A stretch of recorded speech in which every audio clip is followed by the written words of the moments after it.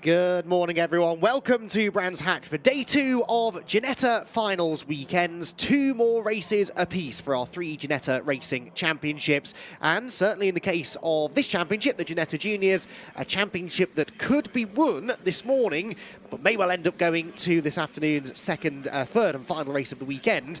We will have to wait and see. We've got 2 drivers going head-to-head, both from within the same team, both gunning for one of the most prestigious titles in British motor racing, certainly junior categories, and a championship that could propel them on their career path onwards and upwards up the motor racing ladder. There is one of the drivers contesting the championship, Chase Fernandez, driver of car number 90, and Chase was, well, not the happiest, I would imagine, after race 1 yesterday afternoon. He was, for much of it, in a position to significantly outscore his teammate and championship rival and championship leader, Ethan Jeff Hall, but it all unravelled midway through the race with a moment for Chase at Stirling's, then a battle with his teammate Marcus Sater, and it all meant that actually Ethan Jeff Hall ended up outscoring Chase only by a couple of positions, but crucially that meant the gap went out between the two of them rather than coming down. So coming into today, it is now a 40-point deficit that Chase Fernandez needs to try and overcome. He is, though, back on the front row of the grid for race 2. Isaac Phelps has pole position, Fernandez alongside,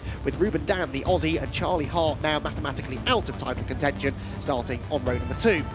Third row 4, the aforementioned Marcus Sater. What role will he play in this race, I wonder? Henry Jocelyn alongside him. Henry was running at the front yesterday, finished second to Isaac Phelps in the end in race 1.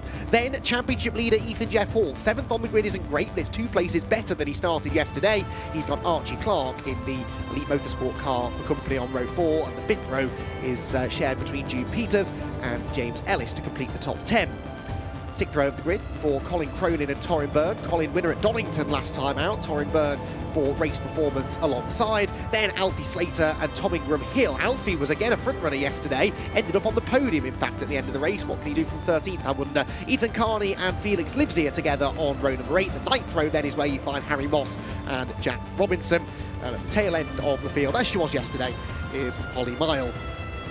So, 40 points the difference. As you can imagine, there are plenty of different championship permutations, but essentially, if we work on the assumption that Chase Fernandez wins the race, which is a possibility, Ethan Jeff Hall would need to finish 6th or higher in this race to win the championship. If Fernandez wins the race, Ethan Jeff Hall needs 6th or higher to provisionally be crowned the champion. If Fernandez, of course, finishes lower down than that, then Ethan Jeff Hall can afford to finish lower down than that. There is a bigger points difference between finishing 1st and 2nd and 2nd and 3rd than there is 6th and 7th, for example. So the higher up the order Chase finishes, the more work Ethan Jeff Hall will have to do to win the title in this race. But yeah, we'll have to see exactly what happens. If Chase Fernandez finishes 5th or lower, by the way, then Ethan is the champion regardless, as long as he finishes the race. So Chase Fernandez must finish top 5.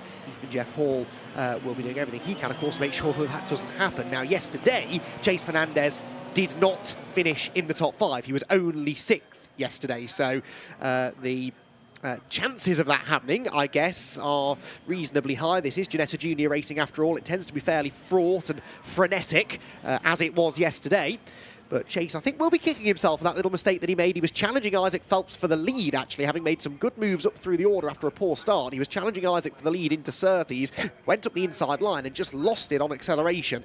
Didn't spin completely, but bounced through the gravel, damaged the back of his car, and dropped down the order. Needs to iron out those mistakes today. This has to be a flawless day for Chase Fernandez, and really he just needs to hope that the other cards fall in his favour regarding his teammate Ethan Jeff Hall. So Chase, the grey and gold car on the outside of row 1, the grey and pink car, 4th car back on the left. That's the championship leader, Ethan Jeff Hall. We've got 20 minutes on the clock, 2 races to settle it then on the Brands Hatch Grand Prix circuit. And when those red lights go out, we'll be arraying racing for the 2nd time this weekend in the Ginetta Junior Championship. That happens now, and it's a good start made by, well, pretty much everyone at the front of the grid. Pretty even start. That's why they already have merged single file into Paddock Hill Bend. Phelps then will hold on to the lead. Keep an eye on Ethan Jeff Hall further back. He fends off Archie Clark. So holds on to his position and now is about to gain one, because look, Henry Jocelyn gets jostled out of line, goes through the gravel, bits of bodywork go flying. The rear diffuser of the car gets absolutely whacked by a car in the middle of the pack, and Henry Jocelyn lucky only to lose a couple of positions there. He does, though, crucially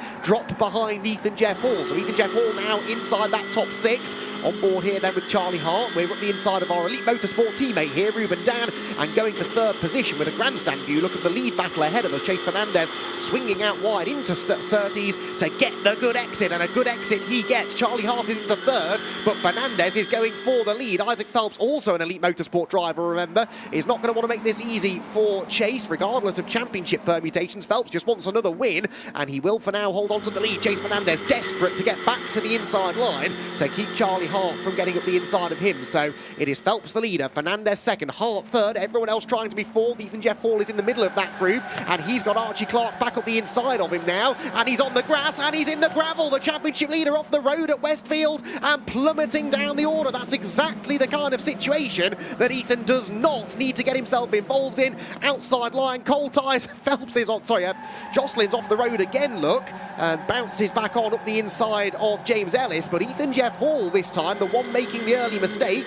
You ride on board with the championship leader then, up alongside James Ellis, but again on the outside line, heading towards Clearways Corner. Does Ethan tough it out? Surely not, after learning his lesson at Westfield. No, cuts back to the inside and will need to just catch his breath at the end of this frenetic opening lap of the race. Across the line they go. He's got his teammate Alfie Slater behind him. That will be a relief, I suppose, for Ethan, but he really needs to try and pick up a few places now if he can. So Phelps leads, Fernandez second, Hart in third, Ruben Dan in fourth, and Ethan Jeff Hall's car does not look comfortable as it turns into Paddock Hill Bend. Chase Fernandez's second place isn't all that comfortable though either, look, because Charlie Hart is coming round the outside of him. Charlie wanting to make this an Elite Motorsport 1-2, and I think he's about to do so. He's got the inside line into Graham Hill Bend, and I don't think there's a lot really Chase Fernandez can do about that. So through goes Charlie Hart, Fernandez then down to third. And the championship situation, as it was the case really in yesterday's race, changing by the lap. Henry Jocelyn's comeback drive after two rally crossing moments on lap one begins up the inside of Jude Peters, but carried a bit too much speed into the corner, slides wide over the exit curb, and Jude will now try to come back at him. Down the hill they will run, and Jude Peters in the E3 Sport car. That's the team that Chase Fernandez started the season with before shifting over to R Racing midway through the year. And well, he's had plenty of success with R Racing, but of course now means that he's fighting a teammate for the championship, which on occasion in the second half of the year has proven troublesome. Down the hill we plunge then now. Does Charlie Hart choose to work with Isaac Phelps here to try and pull away, or is he going to try and attack for the lead? As it stands then, 5.93 the points haul for Ethan Jeff Hall, 5.67 for Chase Fernandez, as off the road further back goes Colin Cronin. That would, we believe, keep the championship alive into race number 3 later on, but oh, it's far too early to be thinking about the points. We've got 16.5 minutes to go, and we saw yesterday how frequently things change. Through the right-hander we go. Of course, we've got drop scores to think about as well, so it's not just as simple as thinking, right, well, there's 35 points for a race win. That means that Ethan Jeff Hall needs to be 35 points ahead. He does have a drop score to fall back on, which rather complicates matters a little bit. But at the moment, Chase Fernandez in third position. And yeah, as we said, that should be enough to keep things alive for now. And of course, Chase will not want to stay in third place. He'll want to try and move forward if he can. Although actually with Fernandez in third place, Jeff Hall needs 13th actually. So yeah, at the moment it wouldn't be alive. Chase needs to pick up a few more positions in order to make that the case, but he's trying to do something about that now. Closes in on Charlie Hart, heading towards Surtees. Is there a lunge? No, because Charlie covers the inside line. Ethan Jeff Hall then in 10th position because he's lost a place, look, to Alfie Slater, so his teammate's gone through. There really don't appear to be any team orders at R Racing, understandably so. And so, you know, all the drivers paying to be on the grid the same amount of money, and so why should you give up a result just because your teammate needs it for the championship? And Alfie Slater very much proving that point, going ahead of Ethan Jeff Hall. So Ethan now down to 11th position, Chase in third. So at the moment, championship still would go to Ethan Jeff Hall. But the one good thing for Ethan, I suppose, is there's no one else queuing up behind him now. He's got a 2-second gap or so back to Colin Cronin, who, of course, went grass tracking up at this corner a lap ago. Fernandez then flings the car into the right-hander at Sheen Curve. Needs to start making some progress, but also needs to be careful. He is very much outnumbered here at the front of the field. He's got 2 Elite Motorsport cars ahead of him and 2 Elite Motorsport cars behind him. He is the lone R Racing Ranger at the moment, and really could do with Marcus Sater, ironically, his teammate, to catch up and help him out. Not that that really happened yesterday. It did briefly early on, and then when it came to Chase finding a way back ahead of Marcus Sater, that proved rather difficult. In fact, proved impossible. He was stuck behind Sater to the flag. right now he knows that if he goes for a move on Charlie Hart and it doesn't work, then there's every chance he'll get shuffled down outside of the top 5 maybe. Even if he does go for a move, chances are the elite drivers will team up together, so it's certainly the odds are against Chase Fernandez here, and I think that's why we're seeing a much cagier race than we did yesterday. Yesterday, Fernandez was just going for everything, going for every gap, every move. It was very entertaining to watch. Ultimately didn't work out that well for him, I suppose, but in this one I think he's got to drive a little bit more cleverly, knowing that he's not really got any support up there from teammates.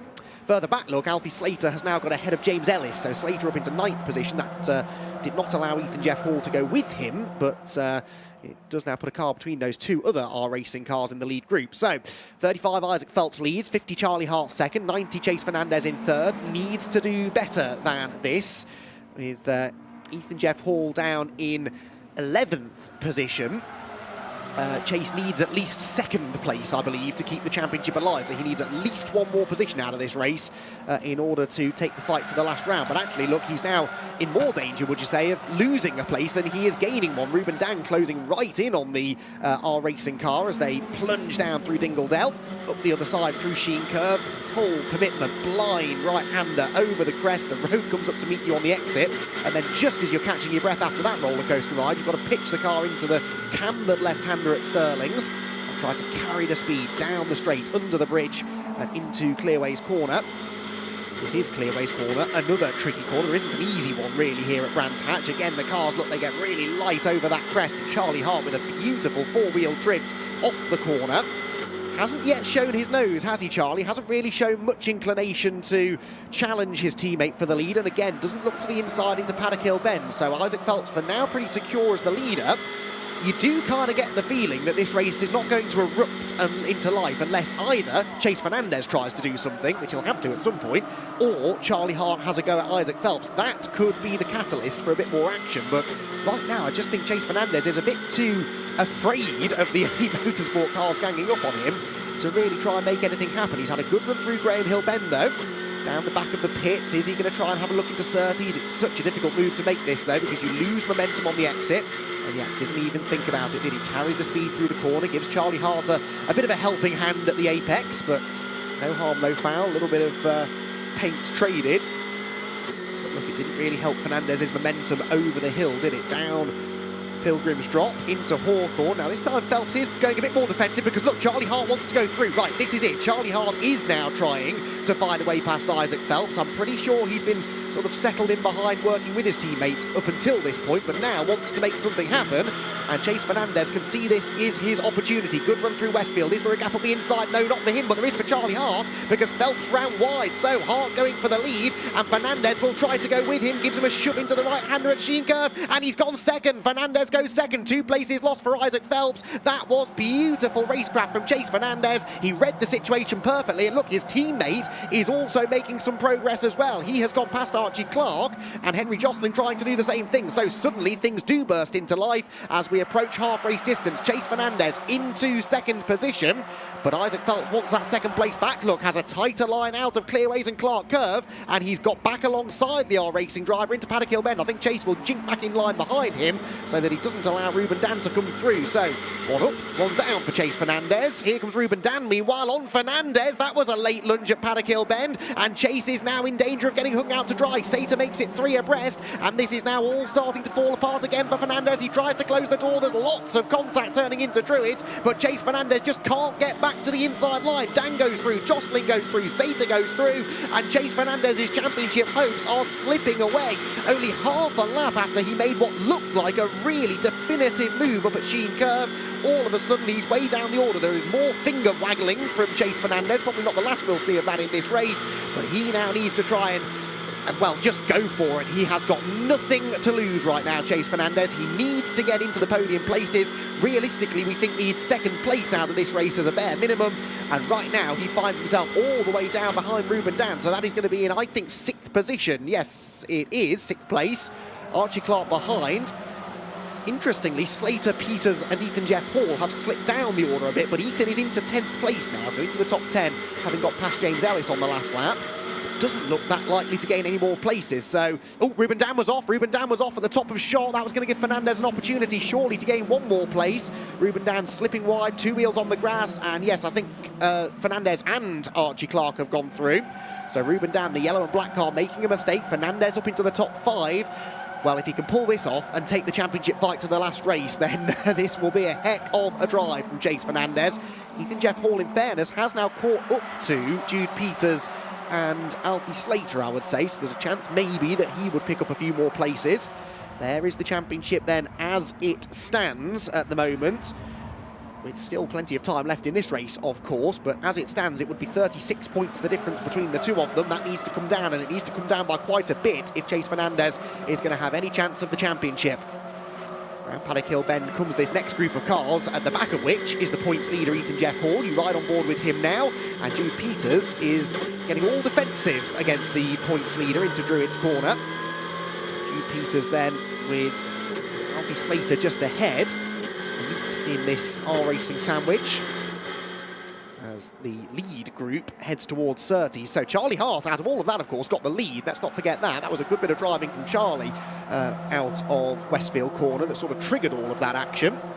So Charlie Hart, who finally got that first win of the year a few rounds ago at Silverstone. A bit too late, really, to seriously build a championship challenge, but he certainly has come good in the second half of the year. Charlie Hart, a very consistent first half of the year, and now has emerged once again as a race-winning contender in the second half of it. Isaac Phelps behind him, also being warned about exceeding track limits, and that will be in the back of the mind of the youngster. Can't afford to be running too wide beyond those white lines and painted exit curbs, because a penalty would drop him down the order significantly, given how close everybody is. 5 seconds could cover 7 or 8 places in a race like this. Look at Fernandez, 2 wheels on the dirt coming out of Sheen Curve, but he has caught this group, I would say, and Jocelyn's gone off the road in front of him. So Henry Jocelyn, who spent more time on the grass than the tarmac in this race, does it again and hands 4th place on a platter to Chase Fernandez. Right, the next person Chase Fernandez has to overtake is his teammate Marcus Sater. You would be forgiven for thinking that would be a fairly easy pass, but if you tuned into yesterday's race, you'll know that probably won't be the case, because Marcus Sater proved a very difficult opponent to Chase Fernandez in race 1. That, I'm sure, will have been discussed after the race. I'm fascinated to see how this battle develops now over the remaining 7 minutes or so, because Fernandez needs, I think, 2 more places here, with Ethan Jeff Hall down in 10th position. And that means he's got to get past Sater and one of the Elite Motorsport cars. Of course, really, he needs to win. Just keeping it alive into the last race isn't really enough for Fernandez. He needs to try and win the race if he can, because it's an extra 5 points. You score 35 for a win, 30 for second. Fastest lap at the moment, by the way, belongs to Archie Clark, so the bonus point for the fastest lap isn't going to either of the title contenders. But Fernandez won't really be thinking about that. He wants the maximum points for the win. That extra 5 points could prove crucial if anything were to happen to Ethan Jeff Hall in race 3 later on today. Down the hill we go. Now that's Isaac Phelps, look, getting more defensive against Marcus Sater. Charlie Hart now, the race leader, being warned about track limits, but he's getting away now from a defensive Phelps. And this could, again, be the opportunity that Chase Fernandez has been looking for. He's caught up to these 3 now. Where, if anywhere, can he make his move? Marcus Sater, of course, if he has a nibble at Isaac Phelps, that could present an opportunity for Fernandez as well. Towards Westfield, towards Sheen, sorry, there you go. Brilliant place to go and watch the cars from on the inside of the circuit there as they flash past you over the blind crest. Then through the left-hander at Surtees. Fernandez putting a good lap together here as well. If he could steal that bonus point for fastest lap, that would not hurt his championship hopes at all. Down into clearways we go again then. Puff of smoke from somebody as they pitch the car in. Good exit speed is required here if you're going to build a challenge into Paddock Hill Bend. That looks like Sater maybe was the quickest of this group through that corner, but I don't think it's quick enough really to have a go at Phelps. So the order remains the same into paddock. 2 Elite Motorsport cars ahead of 2 R-Racing cars. The bodywork on the front of Sater's car, I would argue, is coming slightly loose there on the right-hand side. That'll be a distraction, but nothing else. For now, anyway, unless it gets any looser. Turn their way through Druids Corner. Back on board with Chase Fernandez. And 4th position, not enough. He's now running out of laps, running out of time. Under 5 minutes to go. And he needs to start making moves now. once we get into the last lap or so, really, he just needs to go for it. I think there's no point hanging back and thinking, well, if I go for it, I could end up losing places. Doesn't matter. He's got to gain places, so you might as well throw everything at this. And knowing Chase, I'm fairly certain that he will. Down the hill we come again then. Again, Phelps looked defending second place rather than going after Charlie Hart, the race leader, so this could stack them all up through Hawthorn. It's a quick corner. You need to carry momentum through here, and defending on the way in does not help you with that. They all stay the same, though, coming off the turn. Henry Jocelyn starting to close back in as well now. This is not good news for Fernandez. He did have a car length or so advantage over Jocelyn, but Henry right with them now. Again, dips 2 wheels over the exit curb, but stays on the tarmac largely this time. Sheen again up towards Sterling, so it is Charlie Hart the leader, Isaac Phelps second, Marcus Sater third, Chase Fernandez fourth, Henry Jocelyn fifth, and Archie Clark sixth. One of those drivers you'd think will win this race. Who's it going to be, though? It could all explode into life here over the final couple of laps. We're going to have, I reckon, 2 more laps to go here, so 2 more times around the Brands Hatch Grand Prix circuit. And where is Chase Fernandez going to make the move? Right, he's closer to Sater this time, I would say, in towards Paddock Hill Bend. Does he go to the outside? He thinks about it, wants to sell the dummy, really, and then go for the lunge. Here it comes, commits to the inside line. Chase Fernandez for third place, goes past his teammate. Lovely move from Chase Fernandez, sold the dummy, made Sater think that he wasn't going to attack, and then attacked anyway. Sater now defending from Jocelyn, look, but can't close the door. Jocelyn will go fourth, and I think Archie Clark will come through into fifth. He's going to try, certainly leans on Sater. Sater runs wide, stands his ground though, gets the inside line for Graham Hill Bend, and at least keeps one of those cars at bay. But that was a brilliant and timely move by Chase Fernandez, who now sets off after the Elite Motorsport drivers. So 1 more place at least is needed here for Chase. And actually Phelps suddenly a bit closer to Charlie Hart, but Isaac has looked a little bit vulnerable down this hill. Let's see if Chase Fernandez can take advantage of that. We're riding on board once again with our racing driver up through the gears. 5th gear, fastest part of the circuit approaching, the slipstream building under the bridge, hitting 6th gear. He's not close enough to have a go just yet. Jinks to the inside, tries to distract Isaac Phelps and maybe make him think that the move is coming, but Isaac not really bothered by that little move, was he? Stood his ground, held his line, holds on to second place. Then through Westfield, lots of curb taken on the inside by all 3 of these drivers. There is once again a bit of separation now between Fernandez and Jocelyn. That takes the pressure off a little bit. He can afford to maybe be a little bit more adventurous with his lines in trying to find a way past the second place man.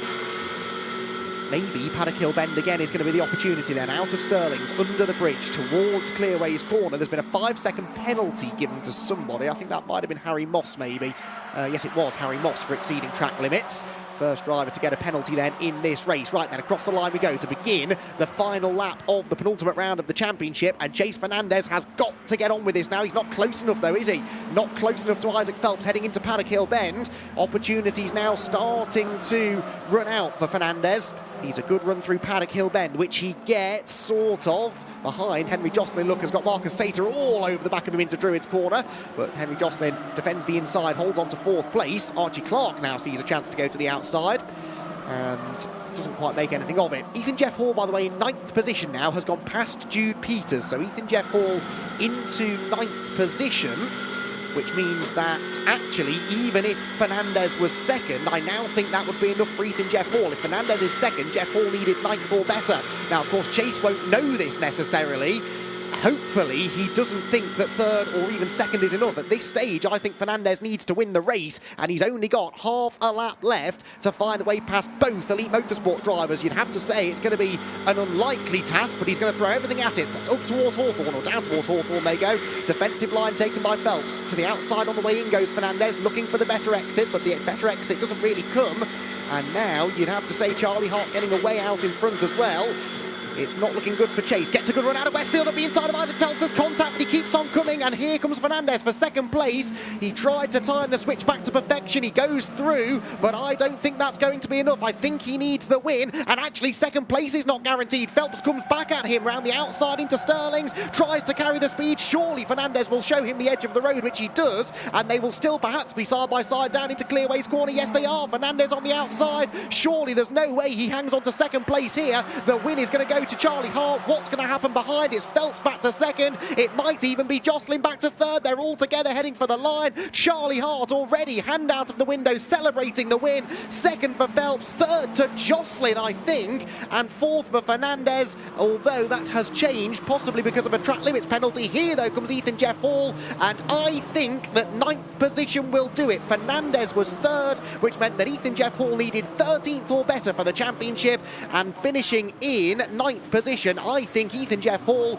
is the provisional 2024 Ginetta Junior champion. We will get that all clarified by Ginetta as soon as we possibly can, but I think Ethan Jeff Hall has done it. It's not the way necessarily he would have liked to win the championship down at the back end of the top 10, but he really did all of the hard work earlier in the season, particularly Donington Park, which I think was a real turning point in the championship. The Elite Motorsport team, of course, are celebrating a Charlie Hart victory, and Isaac Phelps second place as well. Two Elite Motorsport drivers on the podium. But all of the drama in the championship was going on behind them, really. Charlie Hart, a magnificent win. That move he made against Isaac Phelps, which perhaps got forgotten a bit amidst the championship drama, was a brilliant bit of driving, and he thoroughly deserved the race win. Isaac Phelps came home in second, Chase Fernandez in third, with Henry Jocelyn and Marcus Sater fourth. Archie Clark in sixth position, Ruben Dan seventh, Alfie Slater eighth, and provisionally the champion in ninth position is Ethan Jeff Hall, with Jude Peters completing the top 10. Then it was Colin Cronin and James Ellis, Torrin Byrne and Felix Livesey, with Ethan Carney, Tom Ingram Hill, Harry Moss and Holly Mile completing the 18 runners. So there was one who didn't start the race. I think it might have been Jack Robinson, maybe, who I don't believe took to the track. There was two 5-second penalties for Harry Moss after that race, but yeah, I don't think it actually affected any of the leaders. Elite Motorsport then celebrate a 1-2 finish here at Brands Hatch, and for Charlie Hart, another race win in the championship. He's making a bit of a habit of this now, his second win of the season, but he had a whole host of second and third place finishes to go with it. But it is Ethan Jeff Hall, we believe, who has done enough for the championship. I wonder whether he knows, or whether maybe someone from the team is going to have to come and tell him that. And as he gets out of the car, Ginetta telling me that he is the provisional champion, the maths suggesting the same, because even if he were to not contest the final race later on, of course he would score back the points. He was previously dropping, essentially. It's one of the quirks of the drop score system. He can't get out of the car at the moment, though, because everyone else is sort of queuing up alongside him. Now the door can open, and out will step Ethan Jeff Hall, and what reaction do we get from the driver of car 25? Absolutely nothing. He either doesn't realise or just wants to get it absolutely clarified first, but the message I am getting from Ginetta is that he's done enough for the championship. There's a big hug from Phil Gloom, and an even bigger one coming next, and that, I think, perhaps is the notification that he needed, that he's all but done it now after a season of hard-fought competition. I keep talking about Donington Park, but that second race at Donington, for me, was a turning point. The clash with Fernandez in race 1, which put Fernandez out of the race, but Ethan was still able to score some points. Then he had to come from deep on the grid for race 2, and came through in the end to take a pretty reasonable top 5 or 6 result. That, for me, was a pivotal moment in the championship, and he's getting congratulated by the whole R Racing team. Ethan Jeff Hall, we believe, provisionally, the 2024 champion. Highlights of the penultimate round of the Ginetta Junior Championship saw Isaac Phelps getting a good start from pole position, Chase Fernandez slotting into second place, knowing that realistically anything other than a race win would not be enough to keep his championship hopes alive. It was a fairly cagey start to the race. There was some early drama with Henry Jocelyn going wide through the gravel at Paddock Hill Bend, and as he rejoined, James Ellis clouting the bit of bodywork that came off the back of Jocelyn's car. Jocelyn would spend more time on the grass a bit later on, as though, crucially, would Ethan Jeff Hall. A lap 1 moment at Westfield put him way down towards the back of the top 10. That was the opportunity that Chase Fernandez had been looking for. He took the fight to Elite Motorsport drivers in front, and when Charlie Hart made his move against Isaac Phelps for the lead, Fernandez went with him. It looked like it was all falling into place for Chase, but then he ran wide out of clearways at the end of the lap. Back through went Isaac Phelps, and from there it all started to unravel a little bit for the championship hopeful. Up the inside of him into Druids went both Marcus Sater and Ruben Dan, with Henry Jocelyn also going through, and then it was a case of fighting back to the front as best he could. He made a lovely move against his teammate Marcus Sater into Paddock Hill Bend. then went after the Elite Motorsport drivers. He made a big move against Isaac Phelps on the final lap coming out of Westfield, but then got hung out to dry at the final corner and slipped out of the podium places. Charlie Hart the winner, and Chase Fernandez ending up outside of the top 3. So this is what we believe the points situation is then after that race. Ethan Jeff Hall 5.93, Chase Fernandez 5.63. That is a 30-point difference. There are 36 points still up for grabs. But as I said, this all really boils down to that dropped score situation, because Ethan Jeff Hall is dropping more points than Charlie Hart. And that means that even if he didn't compete in the final race of the season, he would essentially score more than the 5 or 6 points that we believe he would need for the championship. So it's all provisional. We're awaiting official clarification for Ginetta, but they have told me that they believe that Ethan Jeff Hall has done enough for the championship, and Chase Fernandez likely now, I think, secure in 2nd position as well. In fact, yes, I think he will be. So R Racing 1-2 in the Drivers' Championship looking secure. They've already pretty much wrapped up the Teams' Championship as well. So a great season for R Racing. They've got one more race to come this afternoon to try and put the cherry on top and grab another race win. Be sure to join us for the last round of the year.